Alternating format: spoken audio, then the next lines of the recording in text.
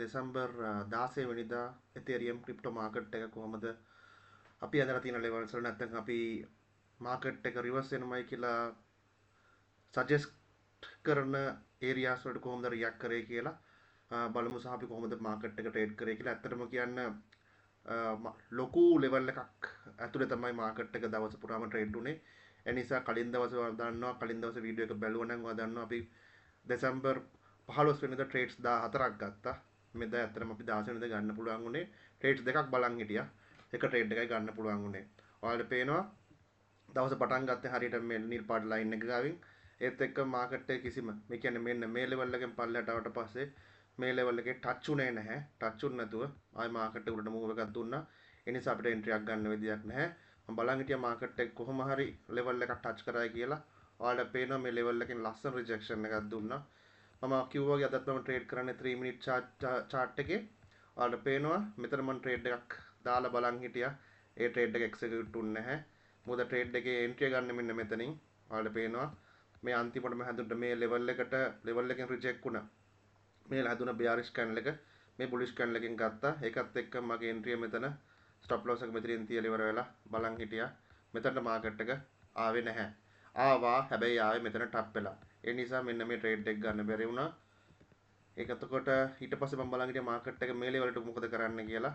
ඔයාලට පේනවා ලස්සන reaction එකක් දුන්නා. market එක මේ හැදුන bearish candle එකෙන් මේ bullish candle එක කැඩුවා. හැබැයි මෙතන තියෙන ප්‍රශ්නේ ඇවිල්ලා market එකේ මේ level එක ගත්තේ bullish candle එකෙන් නෙවෙයි. එතකොටත් මම ගන්නෙ මේ bullish candle එකෙන් ගත්තා කියලා assume කරලා නැත්නම් අපි ඒක හිතලා මේ level එකෙන්ම තමයි අපි entry ගන්නෙ. මම entry ගන්න බලන් හිටියා. මාකද market එක දිගටම පල්ලෙහාට ගියේ. ලොකු move එකක් පල්ලෙහාට ගිහින් ඉවරලා මෙතනදී market එකට මට enter වෙන්න පුළුවන් වුණා. enter වෙන පුළුවන් වෙලා මම මෙතනින් දැම්මා මගේ first 1.5 එක 2.5 එක මෙතනින් දාලා තිබුණා. හැබැයි 2.5 එක hit උනේ නැහැ.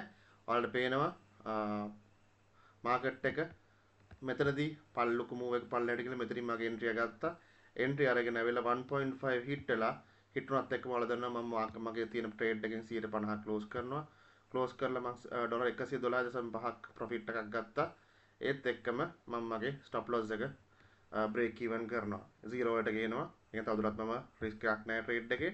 ඔයාලට පේනවා market එක මගේ entry එකට ආවා. ඊට පස්සේ කිසිම level එකකට දවස් ඇතුලේ ගියේ නැහැ.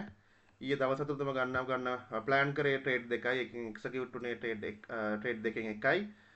දවසටම හොයන්න පුළුවන් වුණේ ඩොලර් 112.5යි. එහෙම තමයි සමහර දවස්. හැබැයි අපි loss නැහැ. එක ගත් එක trade එකත් අපි profit risk එක manage කරපු නිසා අපි ඒකත් profit කරා. මේ විදිහටම බලමු දෙසැම්බර් 17 වෙනිදා කොහොමද market එක අපේ levels වලට react කරේ අපි ගත්ත trade මොනවද කියලා. ඒ ගැන කරපු වීඩියෝ එකනොත් අපි හෙට හම්බෙමු.